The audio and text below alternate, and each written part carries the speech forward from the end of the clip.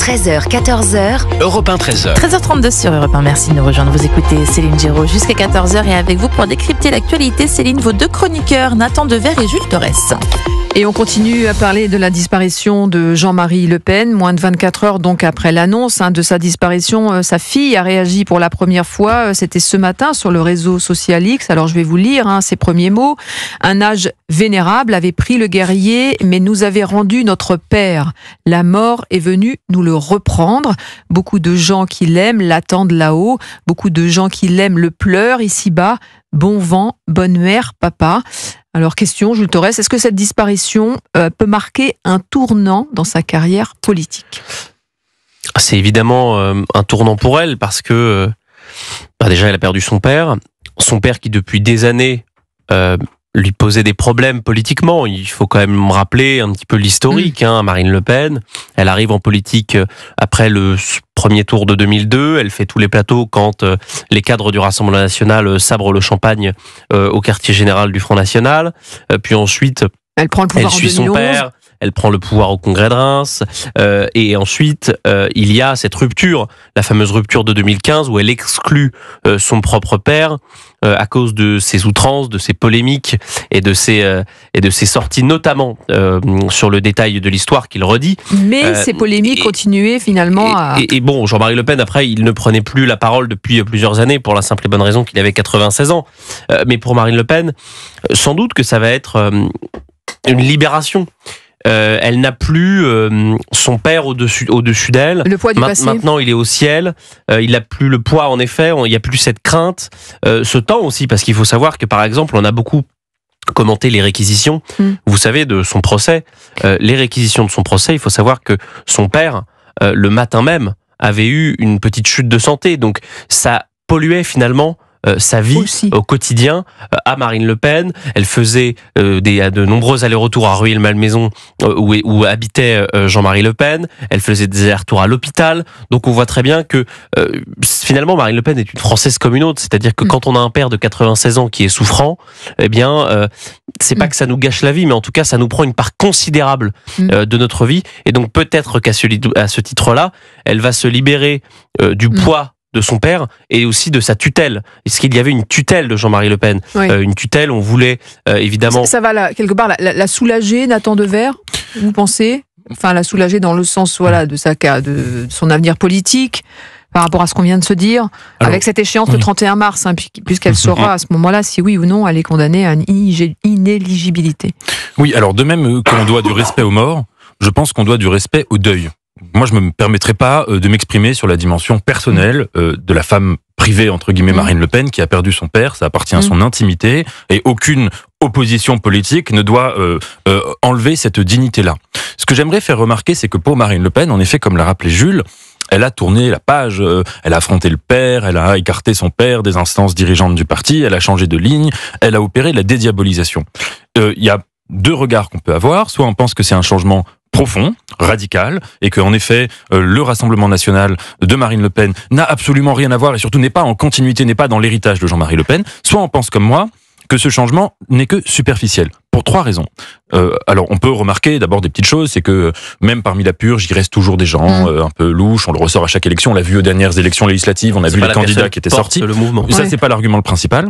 Le deuxième argument, à mon avis, qui est central, c'est de remarquer que si Jean-Marie Le Pen, par exemple, était mort en 2002, jamais on aurait dit ce que j'entends depuis un certain temps, depuis hier, dans le débat public. À savoir que les déclarations antisémites sont scandaleuses, mais que sur l'immigration, ses analyses étaient intéressantes, qu'il a été... Voilà. Donc ça, c'est la preuve. Pourquoi ? Qu'en l'espace de 20 ans... Oui. Pourquoi on ne le dirait pas ? Parce que je crois que ce qui s'est passé en l'espace de 20 ans, c'est que les idées qui ont été portées par Jean-Marie Le Pen ont perdu leur, si vous voulez, on se sont dédiabolisés, se sont banalisés, se sont un peu, si vous voulez, trouvé un vernis de respectabilité, mais que fondamentalement, elles ont infusé dans le pays au point de devenir, sinon majoritaire à la manière de Jean-Marie Le Pen, du moins très importante, beaucoup plus importante qu'elle ne l'était en 2002. Et je pense donc qu'à ce titre, il y a en un sens... Vous pensez qu'on peut penser ça aujourd'hui uniquement parce qu'on serait influencé par les thèses de Jean-Marie Le Pen de l'époque ? Il y a des évolutions, etc. Mais en tout cas, je crois que Jean-Marie Le Pen meurt en victorieux sur le plan des idées qui existent dans l'opinion publique. Et il faut remarquer juste une chose qui me semble très intéressante. Marine Le Pen, elle a fait la dédiabolisation avec quelqu'un qui était Florian Philippot. Florian Philippot, qui était le cadre qui incarnait l'énarque, la respectabilité, la rationalité. Aujourd'hui, Florian Philippot, il rend hommage à Jean-Marie Le Pen. Et je crois que ça résume toutes les esbrouffes de cette dédiabolisation. Non, mais est-ce que c'est vraiment sincère de la part de Florian Philippot? Oui, non, mais surtout, ils n'étaient pas du tout sur la même ligne, Florian Philippot. Et d'ailleurs, c'est aussi pour ça qu'il fait autant de polémiques entre le moment où il donne le pouvoir à sa fille et le moment où il se fait exclure. C'est parce qu'il est en désaccord avec la ligne étatiste, la ligne plus à gauche prônée par par Florian Philippot et donc par Marine Le Pen, que la ligne nationale, xénophobe. Mais Jean-Marie Le Pen, il a toujours été contesté au sein de son propre parti. Oui, bien sûr. Il y a même eu la scission. Il y a même eu le poupouch de 1998 par Bruno Maigret, où Bruno Maigret part avec 70% des cadres du Rassemblement national. Et au final, 4 ans plus tard, Jean-Marie Le Pen, il se retrouve au second tour. Donc ça, évidemment, ça fait partie du Front National, du Rassemblement National, et ça fait partie de tous les partis politiques. Évidemment qu'il y a des luttes internes, des courants dans des partis politiques, et le Rassemblement National n'y fait pas exception. Mais non, je pense que Florian Philippot reconnaît ce qu'a pu faire Jean-Marie Le Pen, les combat qu'il a pu avancer. Moi, hier soir, j'ai regardé un extrait du débat de 1987, si ma mémoire est bonne, entre Jean-Marie Le Pen et Bernard Tapie. 89. Tout le monde nous disait que Bernard Tapie avait gagné ce débat-là. Quand on regarde avec nos lunettes de 2024 et de 2025 maintenant ce débat-là, eh bien, on a l'impression que c'est plutôt Jean-Marie Le Pen qui a raison. Oui, pour reformuler, il y a eu en effet toutes sortes de querelles, de controverses ou de changements idéologiques dans l'histoire du Front National puis du Rassemblement National.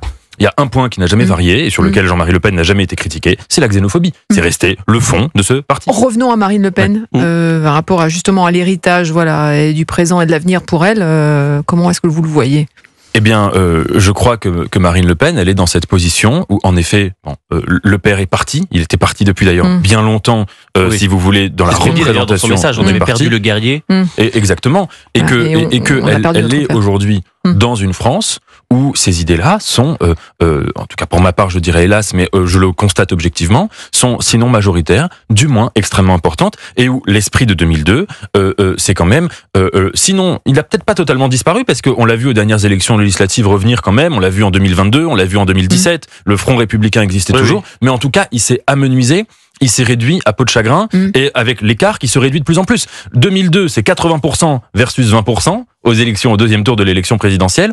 Et aujourd'hui, on n'est absolument pas dans cette même dynamique, puisque même au terme du barrage républicain des élections législatives, le RN était le parti qui avait le plus grand groupe de députés. Donc ce que je veux dire par là, c'est que je crois quand même qu'il faut signaler qu'il y a eu quasiment cette victoire post-mortem, posthume, de Jean-Marie Le Pen, ce qui montre bien que la dédiabolisation, encore une fois, ne vient pas casser l'héritage profond qui reste de lui au Rassemblement national. D'autant que dans le top des politiques, je prends le classement du JDD, je constate que Jordan Bardella est premier devant Marine Le Pen, top 50 des personnalités politiques préférées des Français, qui est paru dimanche, et devant Philippe de Villiers, Bruno Retailleau, François Ruffin, Emmanuel Macron, n'est que 6e. Dans le top 50 politique, il y a que dans le top 50, il n'y a que 2 politiques, Jordan Bardella et Marine Le Pen. Et ça montre aujourd'hui, certes, qu'ils ont une popularité qui est grandissante. Ça montre aussi que ce sont les 2 seuls qui n'ont pas exercé le pouvoir et donc peut-être qu'ils bénéficient d'une absence de cette absence de défiance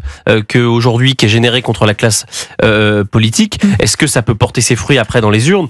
C'est toute la question évidemment, mais en tout cas je pense que moi ce qui change considérablement pour le Rassemblement national aujourd'hui, c'est qu'avec la disparition de Jean-Marie Le Pen, c'est un irritant de moins pour les électeurs. C'est-à-dire que Jean-Marie Le Pen, par-delà ses outrances, par-delà ses polémiques, qu'on voyait ressurgir, quand Jordan Bardella, il y a une interview, il est questionné sur Jean-Marie Le Pen alors qu'il n'était même pas né. Et donc peut-être que ça marque aussi cette fin-là de la diabolisation de Jean-Marie Le Pen.